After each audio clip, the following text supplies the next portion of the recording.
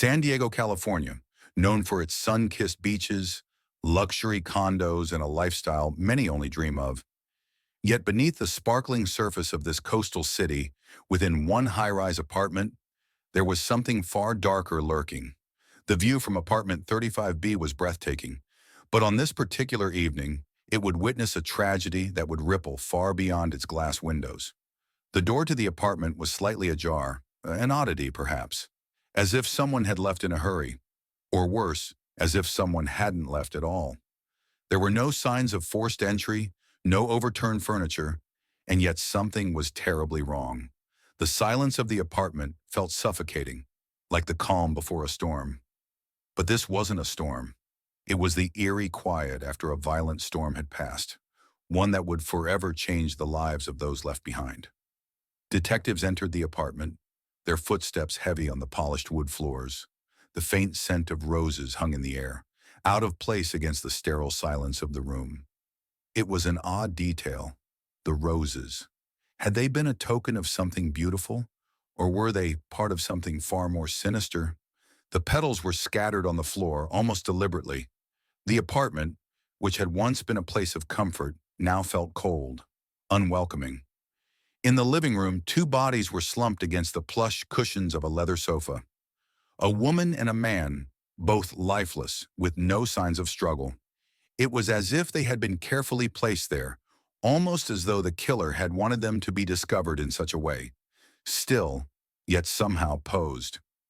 The woman's name was Anna Marie Abulaban, and the man beside her was Rayburn Barron, a longtime friend. Both had been shot at close range, the cause of death unmistakable. There was no attempt to hide the brutality of the murders.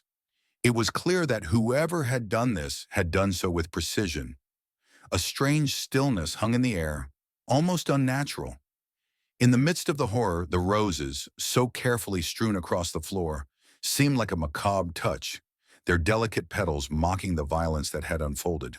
Why roses? What did they mean?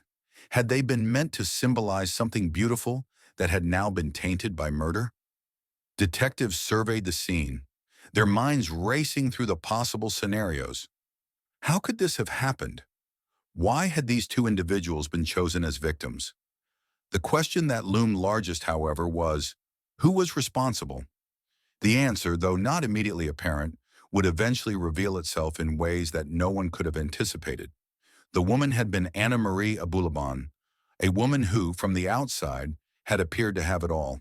A loving wife, a dedicated mother, and a seemingly perfect family. Her marriage to Ali Abulaban, a rising star in the TikTok world, had been the envy of many.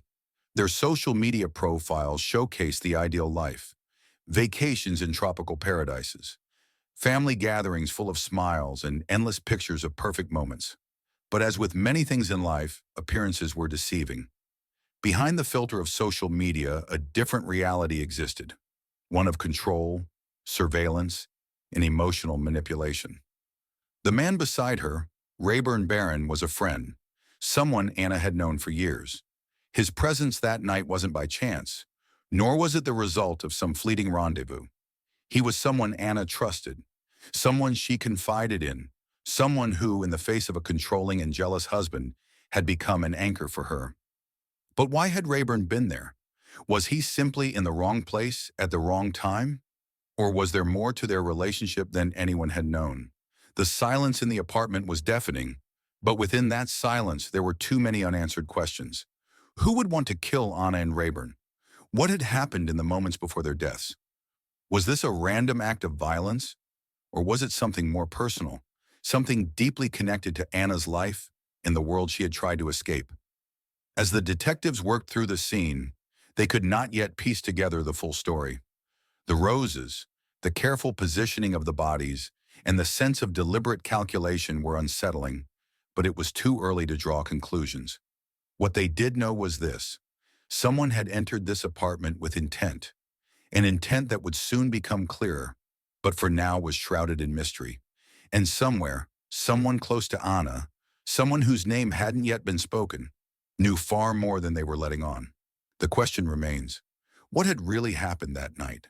And how far would the truth go to unravel the lives of those involved? On the surface, Ali and Ana Abalaban had the kind of relationship that many would envy. They were young, good-looking, and appeared to have it all. Two beautiful children, a luxurious lifestyle, and a thriving social media presence. Ali, known by his millions of followers as Jin Kid, was a rising star in the world of TikTok.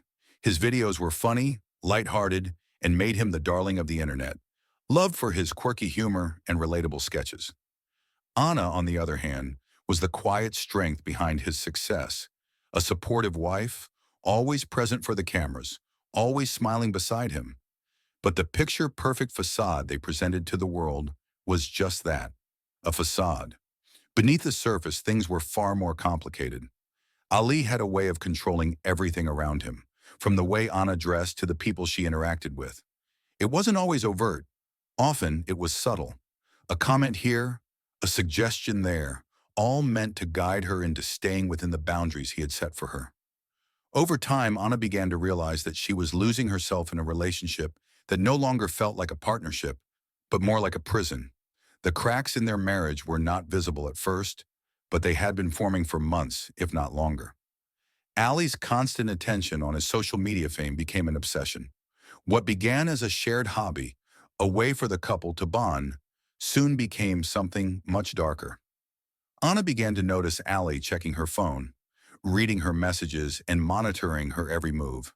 At first, she dismissed it as jealousy, thinking it was just a phase. But when he began to install tracking apps on her phone without her knowledge, the feeling of dread settled in. He wasn't just looking for signs of infidelity. He was monitoring her every word, every interaction. Anna felt suffocated. She had always been a private person, someone who valued her independence, but Ali's overbearing nature stripped her of that. His jealousy wasn't just about other men, it was about control. Every moment of her day was accounted for, every conversation analyzed. Even their daughter's iPad became a tool of surveillance. Ali had installed a tracking program on it so he could listen to Anna's conversations with her friends, to see where she was going, who she was talking to. It was as if he couldn't bear the thought of her living a life outside his gaze. And then there was the constant emotional manipulation. Anna was constantly told how lucky she was to have him, how he had made her life better, and how she would never be able to find anyone else who loved her the way he did. The guilt he placed on her shoulders for wanting to spend time away from him, for wanting some space to breathe, was palpable. It wasn't just love anymore. It was possession. It was as if he couldn't stand the idea of her being anything other than an extension of himself. But Anna was no fool. She knew something had to change. She knew she had to break free from this cycle of control before it consumed her completely. She started making plans, quietly, secretly. She reached out to friends she hadn't spoken to in months, arranging visits and conversations that would allow her to create a life outside of Ali's watchful eyes. But the harder she tried to break free, the more Ali seemed to tighten his grip on her. He grew suspicious, demanding to know where she had been, who she had spoken to, and why she hadn't answered his calls right away. Each question, each demand, felt more like a test, as though he were trying to catch her in a lie. Anna began to realize that her only option was to leave him. She couldn't stay in a marriage where she felt like a prisoner, where every move she made was scrutinized and every relationship she had was questioned. She needed to get out, and the more she thought about it, the more she understood that this wouldn't just be about her freedom. It would also be about her safety. But leaving him wasn't going to be easy. It wasn't long before Ali began to notice the changes. The distance between them had grown, but it wasn't just physical, it was emotional too. Anna's quiet resistance had become more pronounced, her decision to distance herself from him more apparent. He began questioning her, accusing her of seeing someone else. And though she had never strayed, she could feel the pressure building. The more he accused her, the more trapped she felt. The atmosphere at home had shifted from one of warmth to coldness, and Anna found herself walking on eggshells, careful not to set him off. She had to get out, but there was a problem. The apartment they had shared was a fortress of his making. She couldn't just walk away without risking him showing up at her door, begging for forgiveness, promising to change. That would be his way, always convincing her that she was the one who had caused the problems. The mental gymnastics were exhausting, and yet Anna couldn't escape the idea that he might make things worse if she just left him. She needed help, and that's when she reached out to Rayburn Barron. Rayburn had been a friend of Anna's for years, someone she trusted, someone who had always been there for her. He was someone who could offer a sense of normalcy in the chaos of her life. Anna had confided in Rayburn about the strain in her marriage, her growing fears about Allie's behavior, and her desire to leave. Rayburn had always been a supportive figure in her life, but now he was becoming something more. For Anna, it wasn't just about finding a safe place to turn. It was about finding someone who could make her feel like she wasn't alone, someone who could offer comfort in a time of need. Rayburn had promised to help, and for a time, it seemed like a solution. The tension between Anna and Allie had only worsened, and Allie's increasing paranoia seemed to feed into the rift between them. Anna knew she needed a plan, but she also knew that making the wrong move could set off a chain of events she might not be able to control. The day came when Anna decided it was time to take the first step. She made the decision to leave the apartment, move into a new place, somewhere far enough to escape Ali's watch, but close enough that she could still be involved in her daughter's life. She told Rayburn, and together they worked on a plan. She would move out, and Rayburn would help her. He would make sure that she had the space she needed, the time to breathe. But there was one problem. Ali was already watching. He knew something was off. He knew Anna was planning something, and it wasn't long before he set his sights on the two of them, his wife and his best friend. The morning of October 21st, 2021, seemed like any other day in San Diego. But for Anna Marie Abulaban, it was the beginning of the end. After months of careful planning, she had made the decision to leave her husband, Ali Abulaban, a decision that would forever change the course of her life. Anna had been living in a cage of control, constantly watched by Ali. His behavior had grown more erratic and obsessive as time passed. His jealousy and need to control every aspect of her life had reached dangerous levels. Anna knew that staying in the marriage would only bring more suffering. She was determined to leave, but she also understood that this wasn't going to be an easy exit. Ali would not let her go without a fight. She had made preparations in secret. Anna reached out to Rayburn Barron, a close friend she trusted, for help. Rayburn had been there for her during the darker moments of her marriage, offering support and a listening ear when she felt trapped. He agreed to help Anna move out of their shared apartment, arranging a place for her to stay temporarily. Together, they planned to leave the apartment while Ali was away, trying to make the transition as smooth as possible. It wasn't just the move that worried Anna. It was the aftermath. She knew Ali would be furious when he discovered her plan. He had already started accusing her of infidelity, a byproduct of his paranoia. But Anna had reached her breaking point. The constant surveillance, the emotional manipulation, the gaslighting. It was all too much to bear. She had to escape. The day was moving forward quickly, and by noon, Rayburn had arrived to help her pack.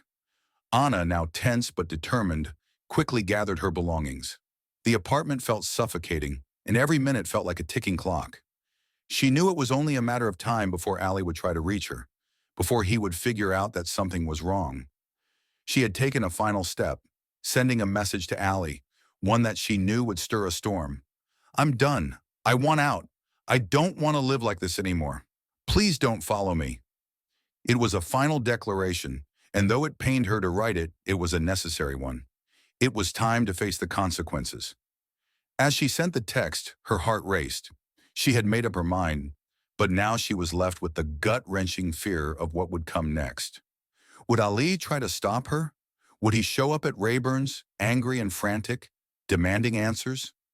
What would he do when he realized that the control he had over her was slipping away? After packing only the essentials, Anna and Rayburn left the apartment, and with every step they took toward the car, Anna felt the weight of her decision settling in. But even as they drove away, she couldn't shake the feeling that Ali would soon realize she was gone. It wouldn't be long before he figured it out, and when he did, she feared the worst. By mid-afternoon, Ali's texts and calls started flooding Anna's phone. The first message was a simple request. "Where are you?" Then came the accusations. "If you're with someone else, you're going to regret this." The words were familiar to Anna. accusations she had heard countless times before. But now they felt different. This wasn't just jealousy, it was desperation, an emotion Ali rarely showed, especially not so openly. Anna kept her phone silent, refusing to engage with him. She couldn't afford to show any weakness now. She had taken the first steps to freedom, and she couldn't back out. Rayburn, on the other hand, kept his eyes on the road but was visibly concerned. He knew how volatile Ali had become, how his paranoia and jealousy had spiraled. He feared for Anna's safety, especially now that she had made her intentions clear. Meanwhile, Ali was beginning to unravel. His rage grew as he realized that Anna wasn't answering his calls, and his suspicion deepened. He had known Anna was unhappy, but he had never imagined she would leave him, especially not for someone else. As the afternoon wore on, Ali's messages grew angrier, more frantic. He demanded that Anna return, promising her that they could fix things, that everything would be better if she just came back. But Anna had made her decision. She had reached out to Rayburn for help, and together they were working to get her out of harm's way. However, Rayburn had his own concerns. He knew how volatile Ali could be, and he was aware of the fact that Ali had always had a way of getting what he wanted, even if it meant resorting to extreme measures. As the night approached, Anna and Rayburn arrived at the small apartment that would serve as Anna's refuge for the time being. It wasn't much, but it was far enough from the apartment they had shared with Ali. They were hopeful that this would be the fresh start Anna needed, the space to rebuild her life. However, that hope would not last long. Around 9:30 p.m., as Anna and Rayburn were unpacking the car, Anna's phone buzzed again. It was another message from Ali. This time, there was no question, no demand, just a simple statement. "You've made a mistake. I won't let you go." It was chilling, and Anna's blood ran cold as she read the words. Ali wasn't just angry. He wasn't just upset. He was determined, and in his mind there was no way Anna would escape from him. As the evening wore on, Anna's unease grew. She knew Ali. She knew what he was capable of when he felt threatened. The night passed in a haze of tension, with Anna unable to shake the feeling that something terrible was about to happen. She had hoped to escape to safety, but the reality of her situation was beginning to sink in. Ali's wrath was not something that would easily be extinguished. As the hours ticked by, Anna couldn't help but wonder if she had made the right decision, or if she had just triggered a dangerous course of events. When the call came in to the San Diego Police Department on the evening of October 21st, it was like any other routine domestic disturbance. A frantic 911 dispatcher had received the report of two possible victims in a high-rise apartment. The caller wasn't able to provide much detail, just that there was a disturbance at apartment 35B and that something didn't feel right. By the time the police arrived, the scene was already set. The building was quiet and the hallway outside the apartment seemed eerily calm. The door to the apartment was slightly ajar, as if left carelessly by someone in haste. Inside, the silence was almost oppressive. There was no sign of a struggle, no loud crashes or broken furniture. But the moment the officers stepped inside, the unmistakable stench of blood hit them, and it was clear that something dark had unfolded in the confines of this space. Anna Marie Abulaban and Rayburn Barron lay lifeless on the sofa in the living room, their bodies cold to the touch. Anna's face was serene, but it was hard to ignore the blood staining her clothes and the unnatural angle of her body. Rayburn was next to her, his body in much the same state. The two of them had been shot, execution style, both of them hit with a bullet to the head, a swift and fatal action. There was something unsettling about the way they were positioned. The bodies weren't sprawled out or disheveled. They were carefully arranged, almost like a stage scene. The room was quiet, too quiet for a crime scene. It felt more like a setup, like someone wanted to ensure that these two people would be found, but also that they would be found in a certain way. It didn't take long for the police to realize that this was no ordinary crime. A faint trace of something out of place caught the attention of one of the officers. Scattered across the floor, almost delicately, were rose petals. Fresh petals, their vibrant red contrasting starkly with the dark, dried blood beneath them. It was an unusual detail, something that felt off. The petals were not only incongruent with the scene, but also felt almost too deliberate, like they were part of a message, a clue hidden in plain sight. The officers immediately secured the apartment, beginning their search for evidence. There was no sign of forced entry, no broken locks or windows. Everything appeared calm, almost too calm. The apartment was neat, organized, the kind of place that would have been perfect for hosting guests. Yet now it was a crime scene, a testament to a life that had once been orderly, now disrupted by death. As the forensic team began to collect evidence, they focused on the most obvious clues: the gunshots, the position of the bodies, and the strange arrangement of the rose petals. They were careful not to disturb anything unnecessarily, knowing that every piece of evidence could potentially lead them closer to the truth. But despite their best efforts, the questions only piled up. Who had done this? And why? The apartment itself seemed to offer few answers. Anna's phone, however, might provide some insight. When investigators checked her device, they found a string of messages that were both disturbing and revealing. The last message she had sent to her husband, Ali, read, "I'm done. I want out. I don't want to live like this anymore. Please don't follow me." It was clear that Anna had been trying to leave Ali, trying to break free from the toxic and controlling relationship that had trapped her for so long. But where was Ali? The investigators knew that he was the first person they needed to speak to. The message seemed to suggest that Anna was finally making a clean break, but they couldn't be sure. The evidence was mounting, but the key to understanding what had happened that night lay in the details of the hours leading up to the murders. The next step was to piece together Anna's movements for the day. The timeline was crucial. Was she alone in the apartment when the crime took place? Or had someone else been with her? And if so, who? Witnesses from the building began to come forward, offering fragmented pieces of information. A neighbor reported hearing a muffled argument around 7:30 p.m., but hadn't thought much of it. Another claimed to have seen Rayburn's car in the parking lot earlier in the evening, but no one had seen anything particularly suspicious. It was clear that the two victims hadn't been seen leaving the apartment after the alleged argument. They were still there when the officers arrived.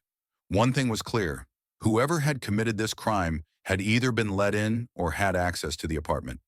The lack of forced entry suggested that Anna knew her attacker, and more likely, that she had been comfortable with them.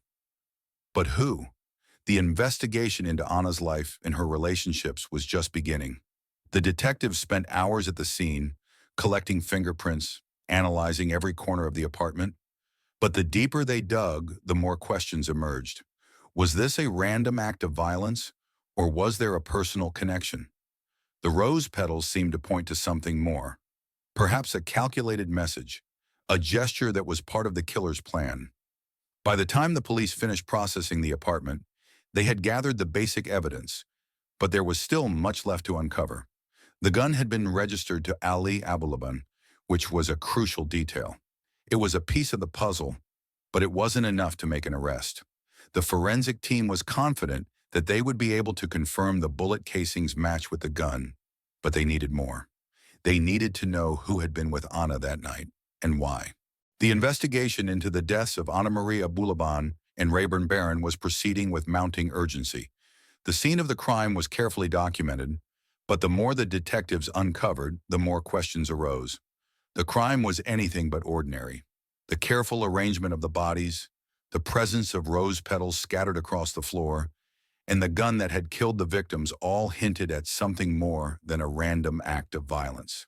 The weapon, a Smith & Wesson .40 caliber, was registered to Ali Abulaban, Anna's estranged husband.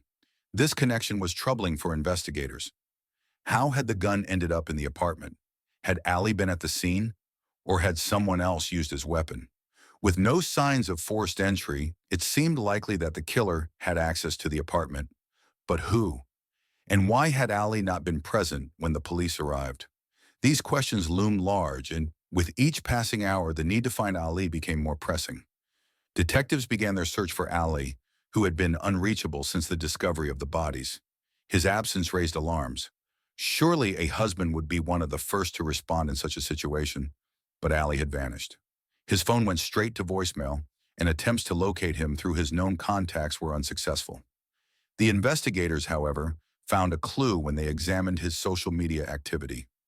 Earlier that day, Ali had posted a video on his TikTok account, one of his usual comedic skits, seemingly without a care in the world. The content of the video was innocent enough, but the timing of it raised suspicion. It was as though he was trying to appear normal, hiding the truth beneath a mask of lightheartedness. The video had been posted only hours before Anna's body was found, a bizarre contrast to the tragedy unfolding just outside his digital facade. Ali had been aware that his marriage was in trouble. Messages between him and Anna had surfaced, some dating back days before her death. They were filled with tension and frustration. Anna had expressed in no uncertain terms that she wanted to leave him. The final message from Anna was direct. "I'm done. I want out. I don't want to live like this anymore. Please don't follow me." This was the message that haunted the investigators. It was clear that Anna had made her decision to leave, and she had even warned Ali to stay away. The discovery of Ali's connection to the crime scene through the gun was a pivotal moment in the investigation. Detectives knew they had to find him, but the clock was ticking, and with each hour, Ali's whereabouts remained unknown. The officers continued their search, but Ali's trail seemed to vanish as quickly as it had appeared. It was becoming clear that he was evading capture, and with that realization came the chilling possibility that he was not just avoiding the authorities. He might be preparing to do something more drastic. The police were able to trace his movements through his phone. At approximately 9 p.m. on the night of the murders, his phone pinged off a tower near the apartment where Anna and Rayburn had been killed. This narrowed the time frame and confirmed that Ali had been in the area around the time of the murders. It wasn't enough to say with certainty that he was involved, but it raised the unsettling possibility that he had been near the scene and may have known more than he was letting on. The breakthrough came later that evening when the police received a tip from a local hotel. Ali had been spotted there, and investigators rushed to the location in hopes of finding him. When they arrived, they were told that Ali had checked out earlier in the evening, shortly before they had arrived. This only added to the mystery. Ali had been in the area, but now he was nowhere to be found. The next course of action for the detectives was clear. They needed to learn more about Ali and his relationship with Anna. Had he been the type of man capable of such violence? Had this been a crime of passion? Or had it been something calculated, a plan that had been building for weeks or even months? The investigators began to look deeper into Anna's life, seeking clues in her past that might explain why this had happened. Anna had reached out to several of her close friends in the weeks leading up to her death. She had expressed frustration with her marriage and had begun to confide in those who had known her for years. These conversations revealed a woman who had been trying to escape a controlling, emotionally manipulative relationship. She had talked about leaving, about starting over, but she had always been careful not to show too much. She knew that Ali was watching her every move, that her every word could be scrutinized, so she had kept her plans secret. But it wasn't just Anna's personal life that was under investigation. The focus was also on Rayburn Barron. Who was he really? Was he just a friend of Anna's? Or was there something more to their relationship?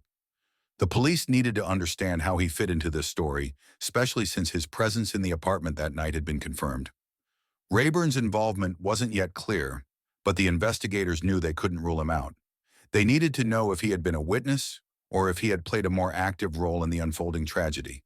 The timeline of the evening was becoming clearer. Anna and Rayburn had spent the evening together at her apartment. They had spoken with friends earlier, and no one had seen anything particularly out of the ordinary. But after Rayburn arrived at the apartment, there had been no contact with anyone else. The pair were alone when the murders occurred. With no clear answers and more questions emerging, the detectives began to focus on Ali again. His absence was now a key part of the puzzle. The gun, the messages, his proximity to the scene. It was all pointing in his direction, but there was still no concrete proof linking him directly to the crime. They needed to find him, to bring him in for questioning, and to understand what had truly happened in the final hours of Anna and Rayburn's lives. As the investigation unfolded, the police realized that the case was becoming more complicated by the minute. Every piece of evidence seemed to suggest a deeper, darker story. Was this a crime of passion, or was there something more sinister at play? For the time being, the answers remained elusive. But one thing was certain. The truth was out there, and the investigation would stop at nothing to uncover it.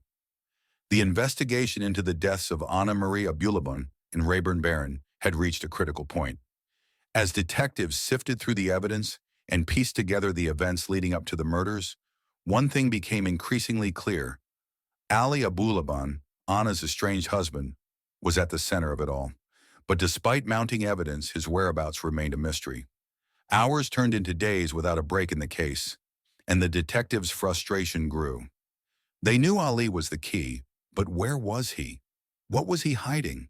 And why had he seemingly disappeared into thin air, avoiding every attempt by law enforcement to track him down? It seemed as though the walls were closing in, but Ali was slipping through them. His sudden disappearance was as troubling as the deaths themselves. There was only so much the investigators could do without finding him, and the pressure was mounting. In the meantime, the forensic team continued to process the evidence. The gun that had killed both Anna and Rayburn had been traced back to Ali, which meant that whoever had pulled the trigger had access to it, and likely had intimate knowledge of its whereabouts. This was no random act of violence. The scene had been deliberate, carefully staged. The roses scattered across the floor, the positions of the bodies, all of it felt purposeful. It wasn't just a murder. It was a message. The final piece of the puzzle, the link that could tie everything together, was still missing. Ali's motive. Detectives were able to uncover more details about Anna's final days.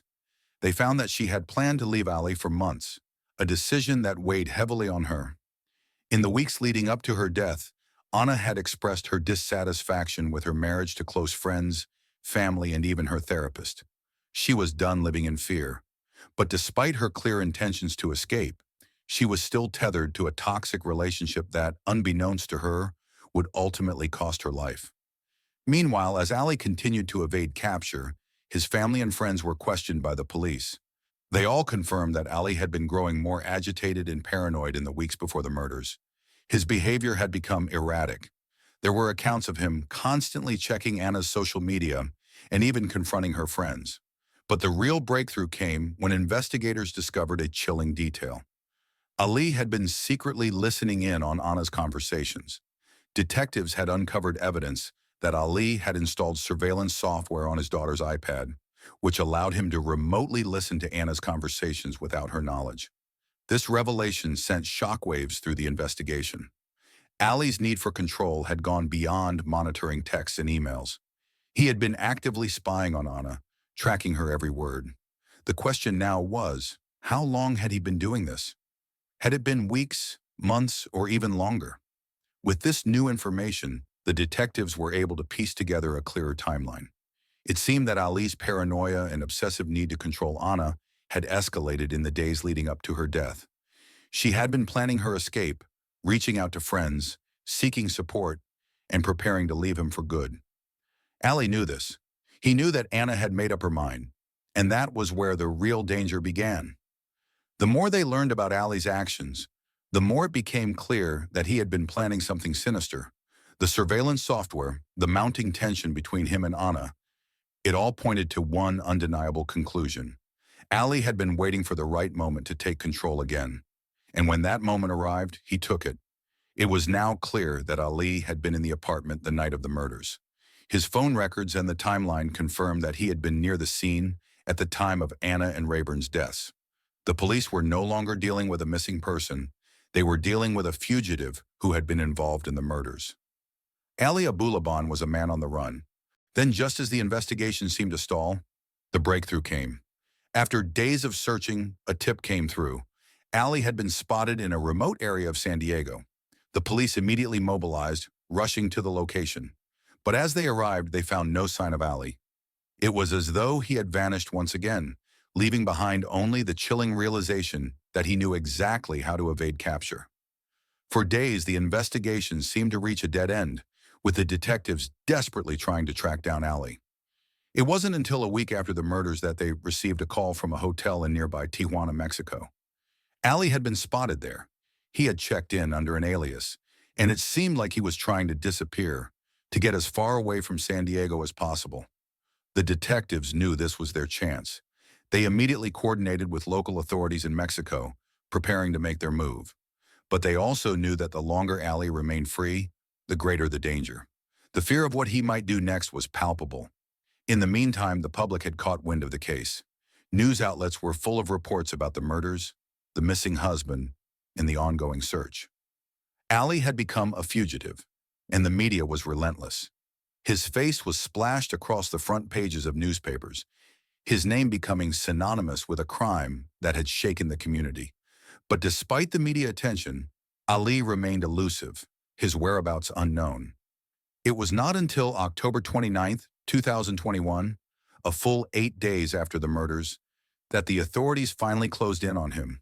After a tense standoff in Tijuana, Ali was taken into custody. He was found in a rundown motel, hiding in plain sight, just miles from the border.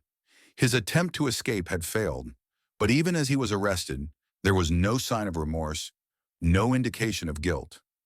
Ali's face was cold, expressionless. The police had their man. Ali Abulaban's arrest in Tijuana had been a significant breakthrough, but the real work began when the case moved to trial. For weeks, the public had been captivated by the story of the social media star who had disappeared after his wife and her friend were brutally murdered. As Ali was extradited back to San Diego, the courtrooms filled with a tense anticipation, and soon the prosecution was ready to make its case. The prosecution laid out the facts clearly from the outset. Anna and Rayburn had been murdered execution style in Anna's apartment, and the weapon used was a Smith & Wesson .40 caliber handgun that had been traced back to Ali. This was no crime of passion, they argued. The evidence pointed to a calculated act of violence, a man who could not bear to lose control over his wife. They showed how Anna had made it clear she was done with the marriage. In her final text to Ali, she wrote, "I'm done. I want out. I don't want to live like this anymore. Please don't follow me." This, the prosecution claimed, was the motive. Anna's refusal to stay in a suffocating, toxic relationship had triggered a desperate response from Ali. But what the prosecution found even more chilling was the depth of Ali's obsession. They uncovered that Ali had installed surveillance software on his daughter's iPad so that he could listen in on Anna's private conversations. This was a man consumed by his need for control, someone who, despite Anna's desire to leave, refused to acknowledge that she could ever walk away.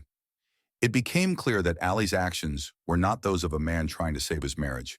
He had crossed a line, and the murders were the ultimate act of possession. Witnesses who testified in the trial described Ali's increasingly paranoid behavior leading up to the murders. His demands for constant surveillance, his jealousy over Anna's interactions with other men, and the mental and emotional strain Anna had been under were all factors that contributed to the breakdown of their marriage. But the real turning point, the prosecution suggested, was when Anna decided to finally break free. She had started reaching out to friends, seeking help, and making plans to leave. This was the tipping point. Ali, they argued, could not accept the idea of losing her. And so, in a fit of desperation, he murdered Anna and Rayburn. The defense countered by trying to portray Ali as a man emotionally overwhelmed by the end of his marriage. They argued that while Ali's behavior was troubling, he was not a premeditated killer. Instead, they suggested that what had happened that night was the result of a crime of passion, a violent outburst from a man who had been betrayed by the woman he loved. The defense sought to cast doubt on the notion that Ali had planned the murders in advance, suggesting instead that he had acted impulsively, driven by a moment of unbearable emotional pain. They insisted that there was no concrete evidence to show that Ali had intended to kill either Anna or Rayburn, that the murders could have been an unfortunate accident. The defense also leaned into Ali's mental state, arguing that the emotional toll of the collapsing marriage had pushed him to his breaking point. His constant fear of losing Anna, coupled with his inability to accept her decision to leave him, had led to a volatile situation. While the defense didn't excuse Ali's actions, they presented him as a man who had been pushed beyond reason in the heat of the moment. Throughout the trial, Anna's family took the stand, their grief palpable as they described the daughter, sister, and mother they had lost. Anna's mother tearfully recalled the early signs of trouble in Anna's marriage, describing how Anna had tried to make the relationship work for years before finally deciding to leave.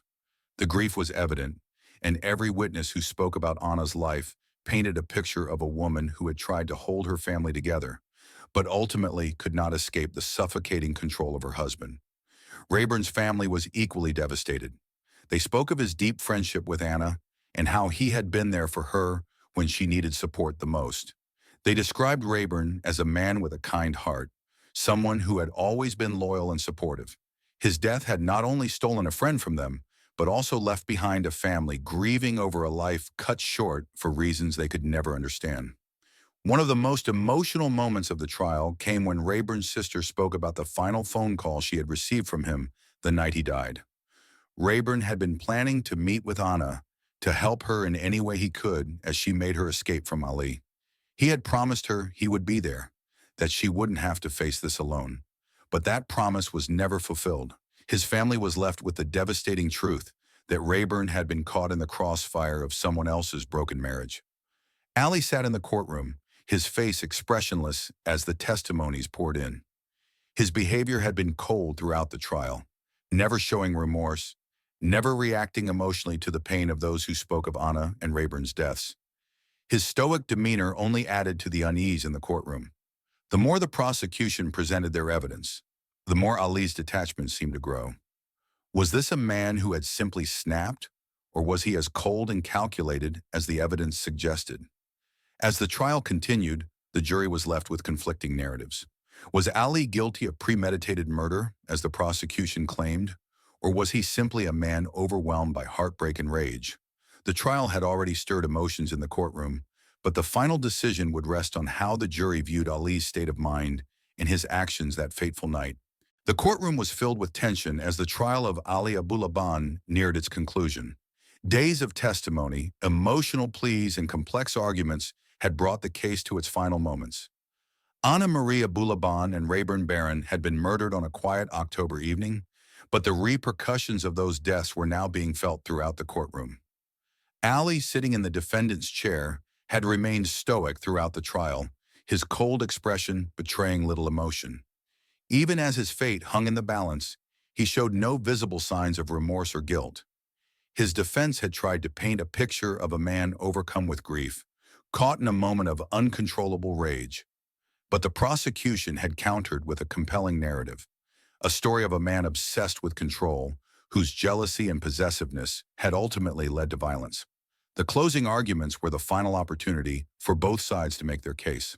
The prosecution spoke of Anna's courage in trying to escape a toxic and abusive relationship, how her attempts to break free had triggered Ali's violent outburst. They argued that his actions had been premeditated, that the murder of Rayburn Barron had been an intentional act, and that the rose petals found at the crime scene had been part of a carefully planned execution. Anna had not been Ali's victim of impulse. She had been his victim of control.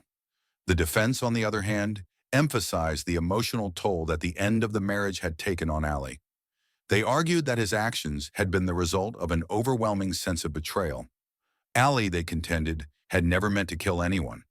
The shooting was the result of a man pushed to his breaking point, a crime of passion that spiraled out of control in a moment of emotional devastation. As both sides made their final arguments, the weight of the case settled heavily on the jury. The evidence was clear: the gun, the messages, Ali's history of surveillance and control. But the question remained: did the prosecution prove that Ali had premeditated the murders, or did the defense successfully argue that it had been a crime of passion? After hours of deliberation, the jury returned to the courtroom. The tension was palpable as they took their seats. The judge called for silence, and the courtroom fell into an uneasy stillness. The verdict was about to be delivered. Everyone, Anna's family, Rayburn's family, and Ali himself, held their breath. The jury foreman stood, his voice steady but solemn. "We, the jury, find the defendant, Ali Abulaban, guilty of 2 counts of first-degree murder, the premeditated and deliberate killings of Anna Maria Bulaban and Rayburn Barron." There was a collective gasp in the room. Anna's family, who had been watching the trial with bated breath, let out soft sobs. Rayburn's family looked relieved, their grief still heavy, but knowing that justice had been served. The courtroom was quiet, save for the sound of a few stifled sobs and the rustle of papers as the judge prepared for sentencing. Ali remained unmoved, his face unreadable. It was as if the weight of the verdict had no effect on him. His expression stayed the same, cold and distant, as though he had already accepted his fate. The judge's voice cut through the silence as he addressed the courtroom. Ali Abulaban, you have been found guilty of the murders of Anna Marie Abulaban and Rayburn Barron. The sentences for these crimes are life in prison, without the possibility of parole. Ali was led away from the courtroom, his future sealed. He had been found guilty of two brutal murders, one committed out of jealousy and a desperate need for control, the other, tragically, caught in the crossfire of a toxic and broken marriage. In the weeks that followed, the impact of the trial lingered in the community. Anna's family was left to pick up the pieces of their shattered lives. They had lost their daughter, their sister, and a mother who had fought so hard to break free from a life of fear. While the verdict had brought a sense of justice, it could not undo the pain of her loss. Rayburn's family, too, was left grieving. His death had been senseless, an innocent man murdered for trying to help a friend. His family had to come to terms with the fact that Rayburn's willingness to be there for Anna had cost him his life. The emotional toll on both families was immeasurable, but there was a glimmer of hope that the justice system had finally recognized the depth of their pain. Ali's sentencing marked the end of a long and painful chapter, but the repercussions of his actions would resonate for years to come. For Anna's family, the loss was permanent. There would be no more moments shared with her, no more laughter, no more memories to create. For Rayburn's family, the tragedy was compounded by the knowledge that their loved one had been an innocent bystander, a victim of someone else's rage. The trial had revealed the darkest sides of both Ali's character and the broken marriage that had led to the murders. It had been a story of obsession, control, and ultimately, violence. Anna's efforts to escape had been heroic, but tragically, they had not been enough to save her.